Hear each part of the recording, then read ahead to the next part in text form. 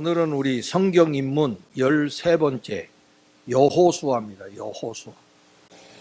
모세의 후계자 여호수아죠.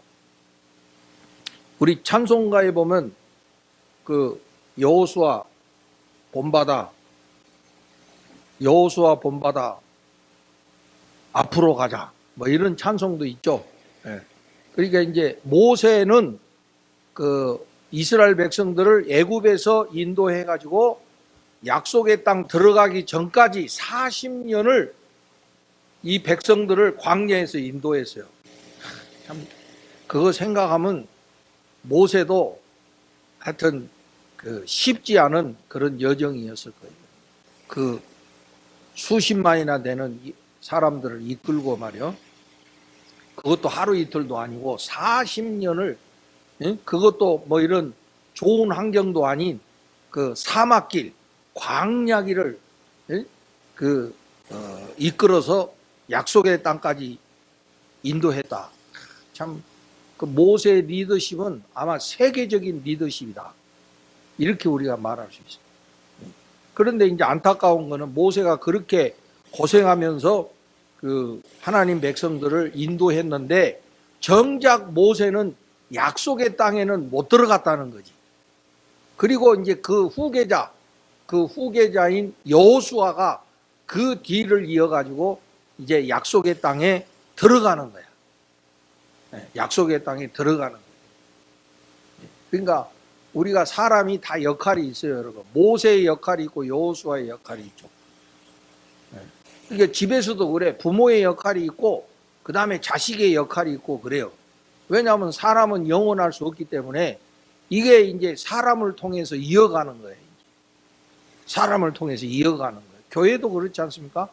이제 우리가 첫 세대가 있으면 다음 세대가 그 뒤를 이어간다. 그래서 우리가 계승하는 거 너무 중요한 것이다. 그래서 이제 우리도 이제 제가 이제 목회 정년이 끝나면 2세대가 되는 거예요. 2세대가. 우리 신일교회 역사 속에서 이제 첫 세대는 가고 2세대가 되는데 그 세대 연결이 잘 될 수 있도록 여러분이 기도 많이 하셔야 돼요. 아멘. 이게 장난 아니에요. 기도 많이 하셔야 돼요, 정말로. 그래서 좋은 연결이 될 수 있도록 기도해야 된다. 그래서 그래야 이제 하나님의 뜻 가운데서 이 아름다운 역사를 우리가 써나갈 수 있는 것입니다. 우리 나라도 봐요. 대통령이 5년마다 바뀌나? 4년인가 5년인가? 5년마다 바뀌는데 좀 이렇게 연결성이 잘 되면 얼마나 좋아. 국민은 그대로잖아요. 정권은 바뀌어도. 근데 우리는 정권 바뀌면 국민들 삶까지 바뀌니까 참 이 나라가 누구를 위해서 있는 건지 어떨 때는 참 궁금할 때가 많아요. 이 나라가 누구를 위해서 있는 건가? 앞으로 여러분 선거할 때 잘해야 돼. 정신 차리고. 나는 뭐 누구 이거는 말하고 싶지 않고 정말 정신 차리고 이 선거 잘해야 된다니까. 그냥 군중 심리에 휩쓸려 가지고 그냥 막 분위기에 따라서 막 선거하고 이러면 안 돼요. 이게 냉정하게 판단이. 왜냐하면 우리들의 삶과 직결되어 있기 때문에 그래요. 당장 우리들의 현실과 직결되기 때문에. 근데 이게 좀 그 정권이 바뀌더라도 이 좀 뭔가 좀 그 국민의 삶은 좀 계속적으로 이어져야 되지 않겠어요, 이게? 물론 달라진 건 달라진 거지만 중요한 거는 좀 이어져 가야 되잖아요, 이게. 근데 확 바뀌니까 이 국민들이 힘이 든다. 그래서 이 세대 연결이 그만큼 중요하다 하는 것을 우리가 깨닫게 됩니다.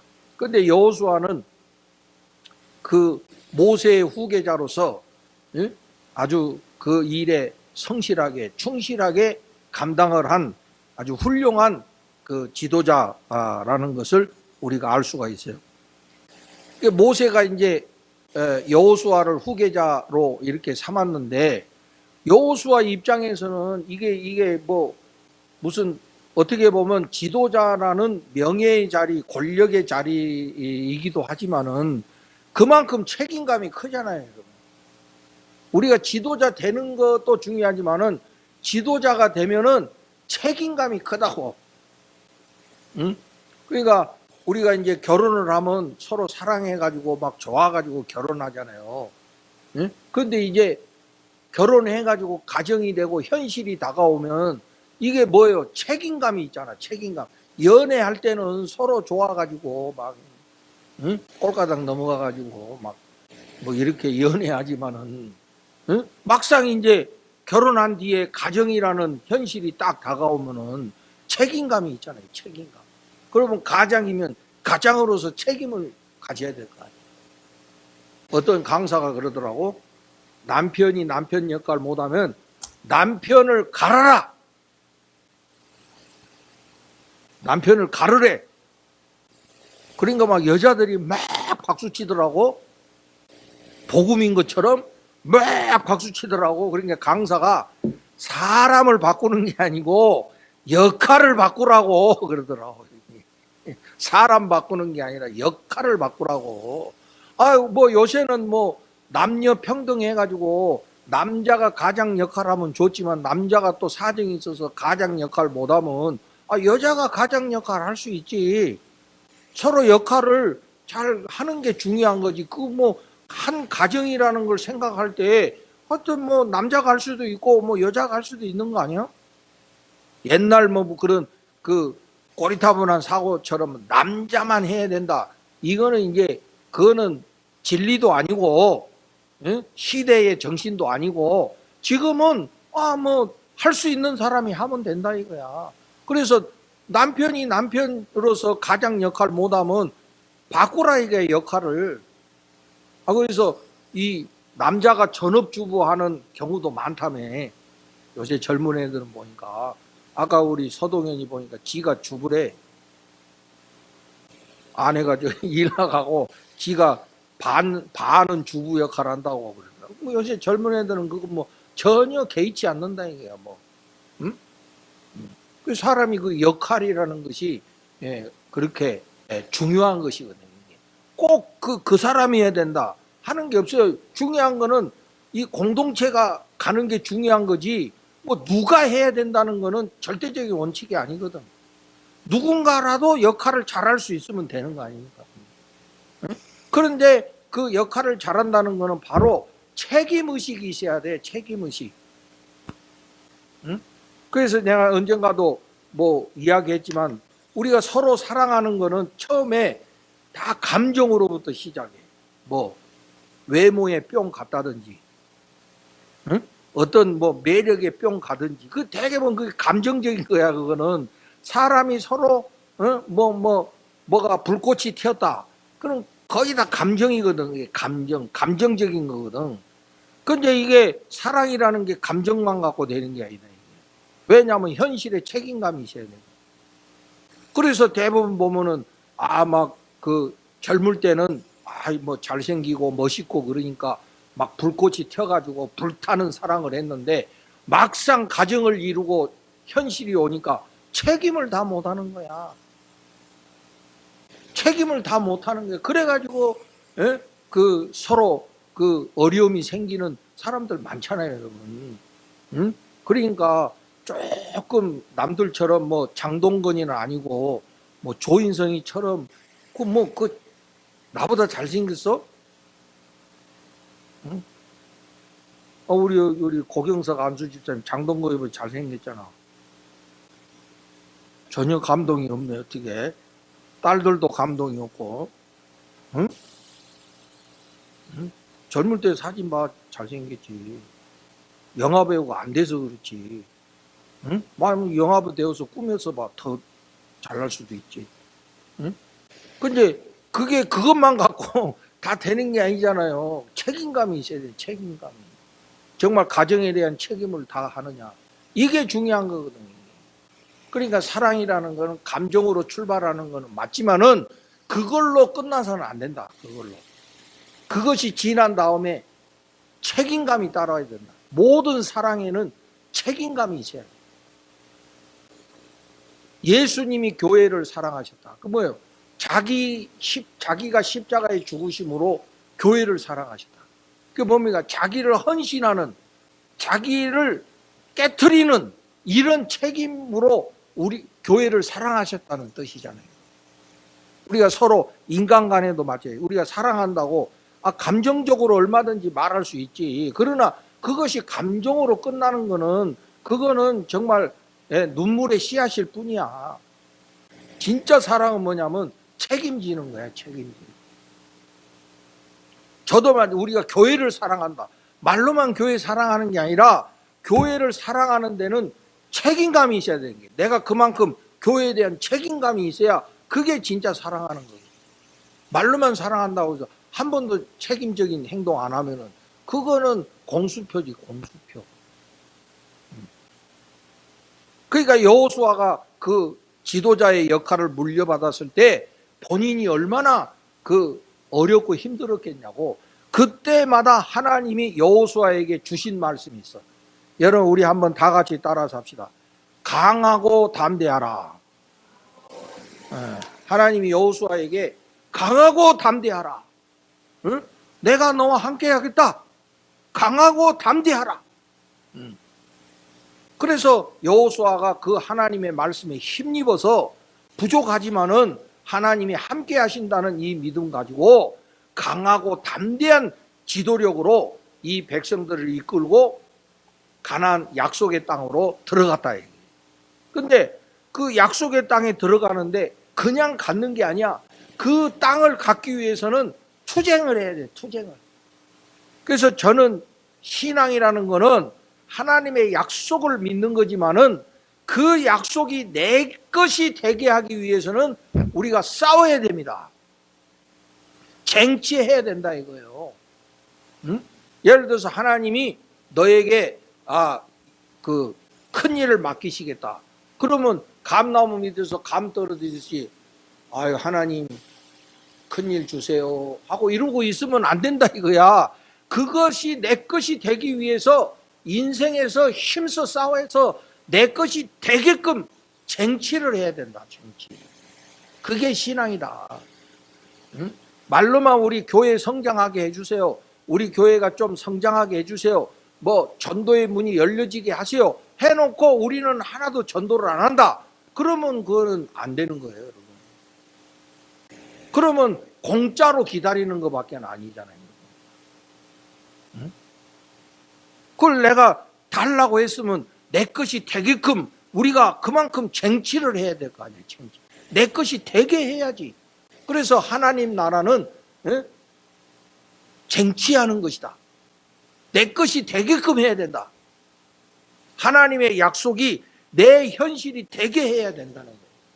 여러분도 여러분 인생 속에 허무맹랑한 그런 막연한 기대감과 희망만 갖지 말고 그 하나님의 약속이 내 것이 되도록 힘쓰고 애쓰고 쟁취하는 그런 신앙의 자세를 가지시기를 예수님의 이름으로 축복을 드립니다. 내 것이 되게 해야지. 그래서 여호수아도 강하고 담대하라 하는 이 하나님의 말씀에 힘입어 가지고 약속의 땅에 들어가서 그 먼저 있는 사람들과 투쟁해 가지고 자기들의 땅이 되게 했다. 그래서 이제 오늘 그걸 보는데 지금 여기 이제 지도가 있잖아요. 이것이 뭐냐면 이제 그 모세가 이게 요단강입니다, 여러분. 이게 요단강이요. 이게 요단강이야. 요단강 건너기 전에 모세는 죽었어. 여호수아가 이제 끌고 들어가는데 이 중간으로 들어갑니다. 우리가 잘 아는 여리고라는 곳에 들어가 가지고 우리가 보면 이 세 갈래야 이게. 중앙 쪽으로 가고 남쪽으로 가고 북쪽으로 가고 이렇게 세 갈래 그 투쟁을 통해서 이 약속의 땅을 정복하는 그런 과정을 우리가 볼 수가 있어요. 또 우리가 여호수아 하면은 생각나는 게 있지.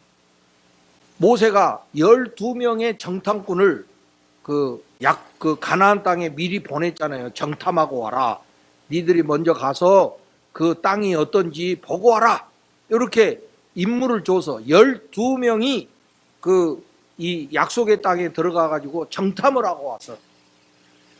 그래서 돌아왔습니다. 40일 동안 정탐을 하고 돌아와서 그래가지고 이제 국민들 앞에 보고를 하는 거야. 보고를 할 때 이 12명이 다 똑같은 것을 보고하는 게 아니라 갈라져서 10대 2로 갈라져서, 응? 그래서 10명이 무슨 보고를 했냐면은, 아이고 거기에 갔더니 거기에 살고 있는 사람들이 막 덩치가 얼마나 크고 거인들만 그냥 있어가지고 우리는 그들과 싸울 수도 없고, 에? 우리는 그들의 밥입니다. 우리 들어갈 수 없습니다. 우리 딴 길을 찾읍시다 하고 이렇게 불신앙적인 보고를 했다 이게. 그런데 두 명이 누구지 여러분? 여호수아와 갈렙이지. 갈렙 이 두 사람은 맞습니다. 그곳에 갔더니 쉽지 않습니다. 만만하지 않습니다. 응? 정말 우리가 그 땅을 차지하기에는 이 어려운 점이 한두 가지가 아닙니다. 그러나 하나님이 우리와 함께 하시고 하나님이 주시겠다고 하신 것이니 우리가 그 믿음으로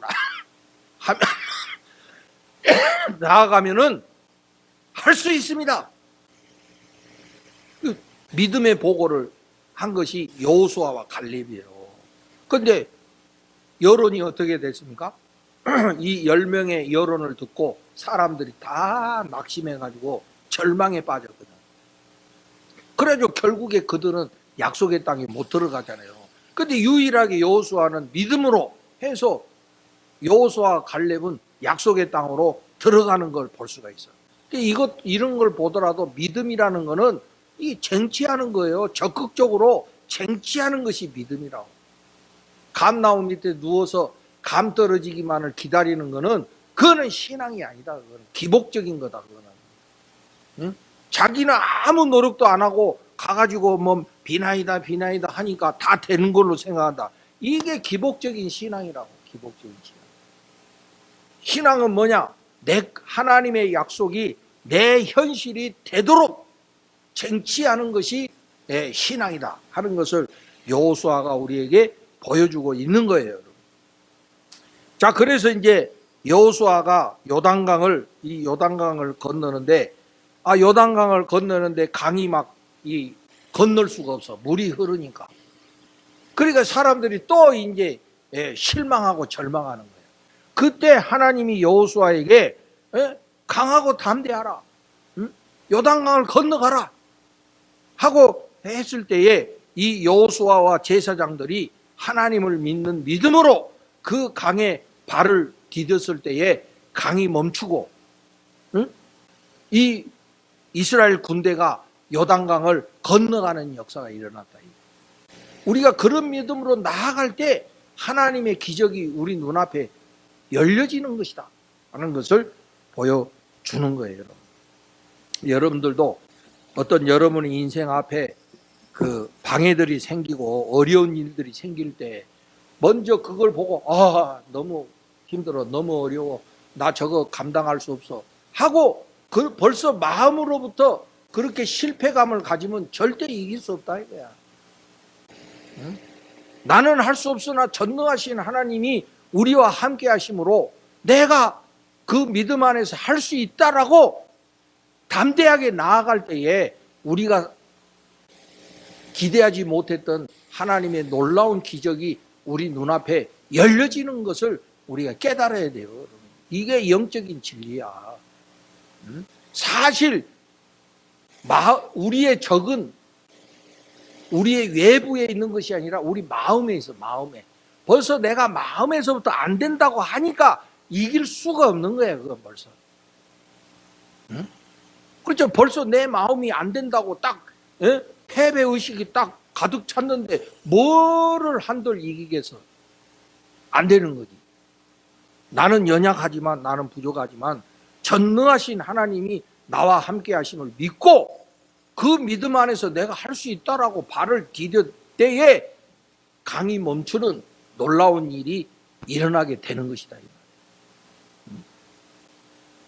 그리고 이제 넘어서 이 길갈이라고 하는 곳에 가죠. 여기서 이제 이들이 할례를 다시 베풀기 시작하고, 할례를 다시 베풀었다는 것은 자기들이 하나님의 백성이라는 것을 다시 한번 확인하는 거예요.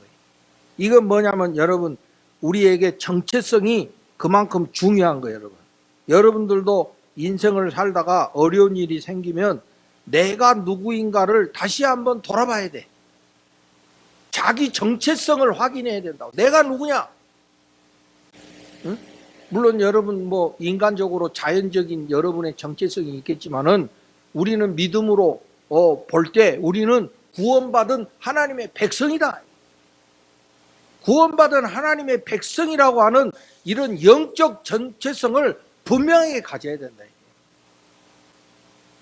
제가 이제 저도 뭐 사람이니까 어떨 때는 그 비교가 될 때 있고, 비교되면 굉장히 내 자신이 초라한 것 같고, 꼭 나는 후퇴하는 것 같고, 나는 꼭 뭐가 안 되는 사람처럼 이런 마음이 들 때가 있어.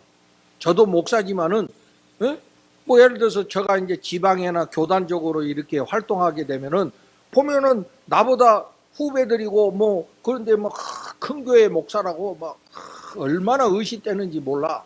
응? 아주 그냥 뭐 나만 배 나온 게 아니더라고. 아주 자기가 큰 교회 목사라고 말이지. 이 나보다 어린 놈들이 말이지 얼마나 의식되고, 또 옆에서 사람들도 아주 얼마나 그간지 몰라. 근데 나는 솔직히 말해서 내가 마음으로 볼 때는 어떨 때는 위축이 될 때도 있어. 응? 제가 보면 뭐 이렇게 그 교회적으로 볼 때 조금 위축되기도 하고, 뭐 이런 것이 없다 그러면 그 거짓말이지. 그러나 거기에 내가 사로잡히면 안 되는 거요. 응? 목사가 꼭 그래야 되는 이유가 없잖아요. 목사라는 거는 믿음으로 사는 사람이지 무슨 외적인 환경으로 사는 게 아니에요. 그러니까 내가 정체성을 잃어버리면 내 자신이 초라해지는 거야. 그런 데 가면. 여러분들도 인생을 살다가 이 정체성이 흔들리면은 자기 자신이 초라해지는 거예요. 나는 뭐야? 이거 실패자야? 난 패배자야? 난 뭐야? 다른 애들은 저렇게 쭉쭉 나가는데 난 뭐야? 이러면 스스로 실패자가 되는 거라니까. 그럴 때 내가 누구인가를 다시 한번 확인해 봐야 돼. 나는 하나님께 구원받은 하나님의 백성이다. 여러분, 하나님은 여러분을 평가할 때 여러분들이 사회적으로 무슨 업적을 가지고 있냐, 사회적으로 무슨 직업을 갖고 있냐, 사회적으로 무슨 캐리어가 있냐, 이거 하나님은 이런 데 아무 관심이 없어. 어떻게 아냐고? 내가 하나님한테 물어봤다니까. 아무 관심 없대. 내가 그래서 언제는 하나님이 내가 목사인 것도 모르시더라고.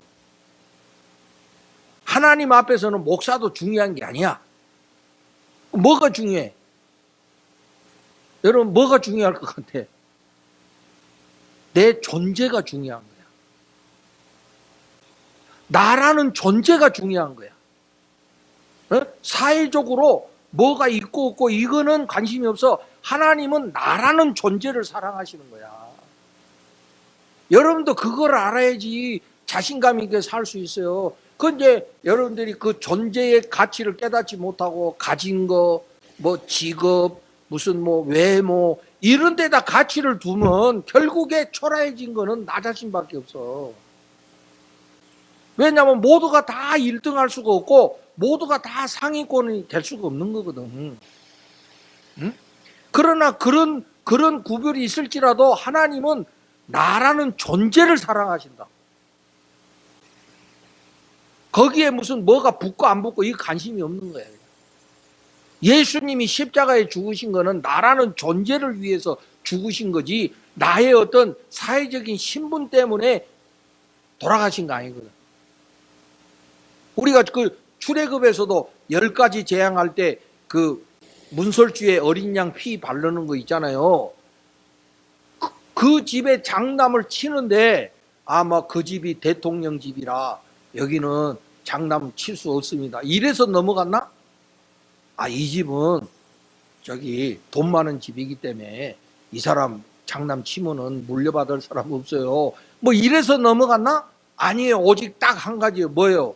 문설주에 어린 양의 피가 묻었냐 안 묻었냐 요것만 딱 되는 거지 이 사람 가문이 어떻고 뭐 지위가 아무 상관없는 거예요. 여러분. 아무리 높은 지위를 가지고 있어도 예수의 피가 없으면 구원받지 못한다 이 말이야. 그 말은 무슨 말입니까? 하나님은 우리 존재를 귀하게 여기십니다. 그래서 여러분이 이런 영적 정체성을 잃지 마시기를 바래요. 항상 자신감을 갖고 나는 하나님께 구원받은 하나님 백성이야. 조금 경제적으로 부족한 거 그거에 그럴 수도 있지. 그리고 남들보다 1, 2년 늦은 거 1, 2년 늦을 수 있지. 그렇다고 해서 내 존재가 사라지는 것도 아니고 그렇지 않아요? 그래서 그런 영적 정체성, 우리가 하나님의 백성이라고 하는 이런 확인이 필요하다. 그래야 어려움도 이겨낼 수 있고 고난도 이겨낼 수 있다 하는 것이죠. 그 다음에 이제 여기 아이라는 아이성이 있어. 아이성. 아이성에서 무슨 일이 있었습니까, 여러분? 아이성에서 전투를 하는데 정말 이름이 아이성인데 정말 말대로 작은 성이야. 그러니까 그 이스라엘 백성들이 이 아이성을 우습게 생각한 거야. 이전에 여리고성이 있잖아요. 여리고성을 이스라엘 군대가 이겨냈잖아요. 왜? 하나님 약속대로 7바퀴 돌아가지고 이 여리고성이 무너졌잖아요. 이 여리고라는 거는 세계 도시 중에 가장 오래된 도시가 이 여리고예요. 그만큼 견고한 도시인데 이걸 무너뜨렸다고. 그런데 이 아이성은 여리고에 비하면 아주 작고, 그래서 이 이스라엘 군대가 이걸 우습게 알아서 이 정도쯤이야 우리가 얼마든지 이길 수 있어 이렇게 했는데 결과는 어떻게 됐어요? 졌어. 이스라엘이 패배했어. 그런데 그 패배의 원인이 뭐였습니까? 아간이라는 자가 죄를 졌죠. 아간이 죄를 졌지. 뭐냐면 전쟁에서 승리해서 얻은 전리품은 개인적으로 가지면 안 돼. 공동체 전체가 가져야 돼. 그걸 개인이 숨기면 안 된다고. 그런데 아간이 그 전리품의 일부를 자기 천막 밑에다 숨겨놨어. 욕심이죠. 그 숨겨놨어. 그 나중에 그것이 발각이 돼가지고 바로 하나님이 지적하신 게 뭐냐면은 바로 이 아간의 죄 때문에 실패했다는 것을 깨닫게 해주시오. 그러니까 우리 공동체가 실패하는 이유는 이게 욕심 때문에 실패하는 거예요. 우리 인생에 있어서 실패의 원인은 뭐냐면은 욕심 때문에 실패한다. 욕심이 잉태한 즉 죄를 낳고 죄가 장성한 즉 사망을 낳는다. 그러니까 조금만 더 하는 이 욕심을 우리가 이겨내야 됩니다. 저도 마찬가지예요. 여러분. 사람이 다 욕심이 있어. 내가 더 누리고 싶은 그런 욕심이 있다고. 그런데 어느 정도에서 그거를 만족하고 끝내야지 그 이상 넘어가게 되면 결국에 그게 죄가 돼서 멸망에 이르게 된다 하는 것을 우리에게 가르쳐 주죠. 그 다음에 여기 기브온과는 평화협정을 맺죠. 네. 그래서 이게 1차 정복이야. 이게 남북까지 1차 정복을 하게 되고, 그 다음에 이제 두 번째로 이 중앙을 정복하게 되고, 그 다음에 세 번째는 이 북쪽으로 올라가서 가나안 땅을 정복하는 그런 그 역사를 우리가 볼 수가 있습니다. 그래서 이 여호수아가 요단강을 건너서 첫 번째, 두 번째, 세 번째 이렇게 전투를 통해서 땅을 차지하게 되는 것을 우리가 볼 수가 있어요. 그래서 땅을 차지한 뒤에 이제 12지파들에게 나눠준다고. 근데 이제 아까 여기가 여러분 봐봐요. 여기가 요단강이라고 그랬잖아요. 근데 여기가 이쪽이 요단강 동편, 여기가 요단강 서편이야. 근데 이 동쪽에 땅을 받은 지파들이 있죠. 예? 그들이 누굽니까? 르우벤과 갓 지파, 므낫세 반 지파, 므낫세 지파의 50%가 이쪽을 갖는다고 그랬지. 왜냐하면 자기들 요단강 건너서 싸우는 게 힘드니까 우리 그냥 여기 있겠다고. 응? 이렇게 해가지고 르우벤 지파, 갓 지파, 므낫세 반 지파가 요단강 동쪽에 머무르는 거야. 근데 그 대신에 요단강을 건너는 대신에 어떻게 약속을 했냐면은 이 이스라엘 백성이 싸울 때 자기들이 싸우는 일은 함께 하겠다고 약속을 하고 이 요단강 동편의 땅을 갖게 되는 걸 볼 수가 있어요. 이게 공동체 정신인 거예요. 어려울 때 함께 하는 게 공동체예요.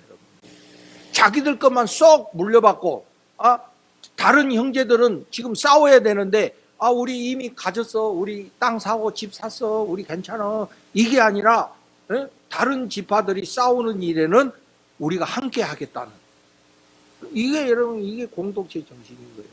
우리가 힘들고 어려울 때 함께 하는 게 공동체지. 응? 좋을 때는 뭐 서로 히히닥거리면서 어려운 일 생겨 뒤로 쫙 빼고, 이 공동체 정신이 아니다 이게. 어려울 때 함께하는, 이것이 진정한 공동체 정신인 것을 벌써 우리에게 말씀해 줘요. 그래서 결국에 이 땅을 나눠 갔는데 제비 뽑아가지고 공평하게, 다 자기들 나름대로 더 큰 땅을 갖고 싶잖아요, 다.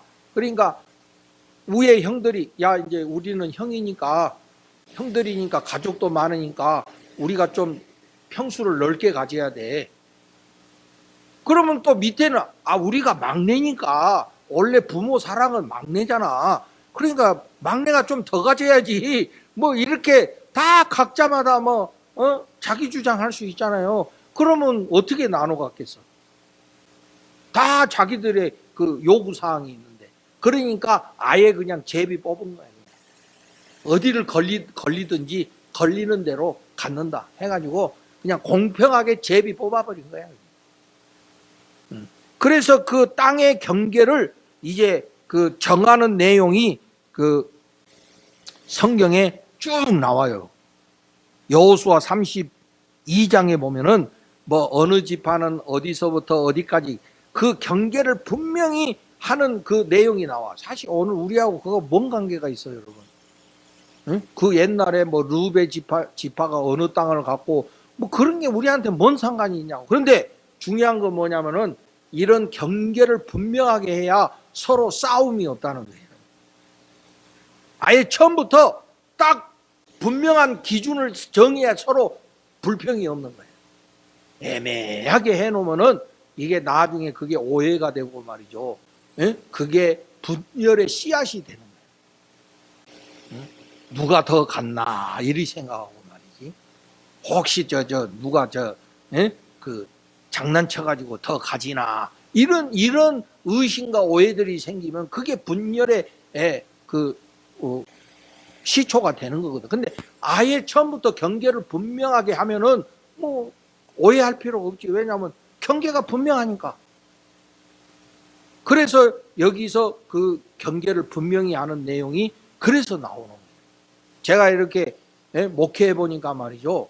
우리가 이렇게 함께 하면서도 문제가 뭐냐면 서로 오해하고 의심하는 거예요. 정확하게 알지도 못하면서 오해하고 의심하는. 그래서 나중에는 오해가 되고 그것이 의심이 되고 나중에 의심이 사실이 돼버리는 거예요. 처음에는 그런가 하다가 나중에는 그렇다 이렇게 돼가지고 의심이 돼서 서로 싸우는 이런 경우들이 있더라고요. 그래서 이 경계선이 중요하다. 나의 역할은 여기까지야.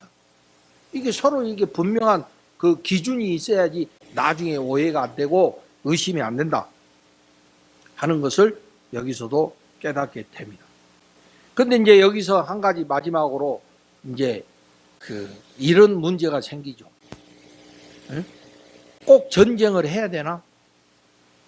하는 것이. 전쟁은 정말 비극이고, 전쟁은 우리가 안 해야지 되는 것이거든요.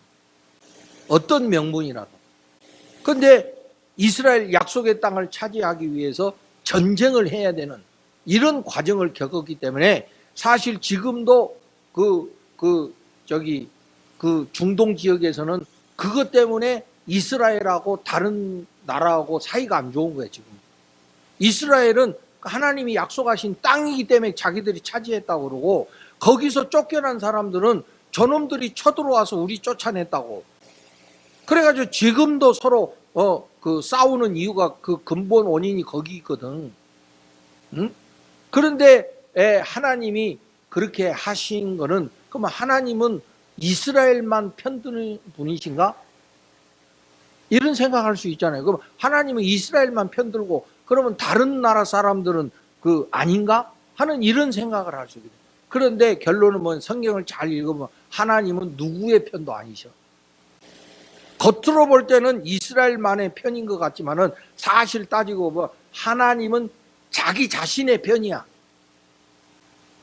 그러니까 그 말은 뭐냐면 하나님은 항상 하나님의 기준에서 스스로 행동하시는 하나님이시지 어떤 특정한 사람들의 편에 하나님은 아니시다는 거예요. 예를 들어서 우리가 예레미야도 있지만 하나님의 백성이지만 하나님의 백성으로서 죄짓고 사니까 하나님이 징계하잖아요. 응? 그리고 아니라도 하나님 백성이 아니더라도 하나님은 똑같이 햇빛을 주시고 똑같이 자연의 혜택을 주시잖아요. 그 뭐냐? 하나님은 누구의 편도 아니시고 하나님은 스스로 자기의 편이 되셔서 자기 기준에 따라서 다스리시는 그런 하나님이시다 하는 것을 우리가 또 한번 생각해 볼 필요가 있습니다. 그래서 결론적으로 이 여호수아가 약속의 땅을 차지하는 것, 이건 오늘 우리에게는 신앙의 태도를 가르쳐 줍니다.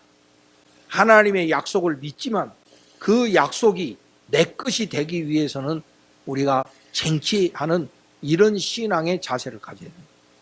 그래서 열심히 하자 이거예요. 하나님의 약속이 나의 것이 되고 우리의 가정의 것이 되고 우리 자녀의 것이 되기 위해서 우리가 적극적으로 신앙생활 하자. 우리가 바울도 선한 싸움을 다 싸우고 그렇지만 여러분 선한 싸움이 뭡니까? 돈 가지고 싸우는 거는 그거는 선한 싸움이 아니잖아요. 선한 싸움은 믿음의 싸움을 말하는 거예요. 믿음의 싸움을 말하는 것이지 무슨 자기의 이익을 위한 싸움은 선한 싸움이 아니다. 믿음의 싸움. 왜냐하면 우리의 믿음을 방해하고 어떻게든지 우리를 하나님과의 관계에서 멀어지게 하는 이 악한 영들의 역사들과 싸우는 것이 선한 싸움이지 우리가 사람과 사람 사이에서 서로 이익을 놓고 싸우는 거 이건 선한 싸움이 아니에요. 자, 오늘 핵심 개념 약속 우리 다 같이 한번 읽고 마치겠습니다. 시작. 이스라엘 민족은 약속의 땅을 차지했다. 이를 통해 하나님께서는 반드시 당신의 약속을 지키는 분이심을 드러났다. 물론 그것은 다소 더디게 진행될 수도 있지만 하나님의 말씀은 반드시 이루어진다는 사실을 우리는 알아야 한다. 이런 믿음을 견지하는 삶이야말로 우리가 갖추어야 할 기본 자세라 할 수 있다. 아멘. 믿음으로 승리하시기를 주님의 이름으로 축복을 드립니다.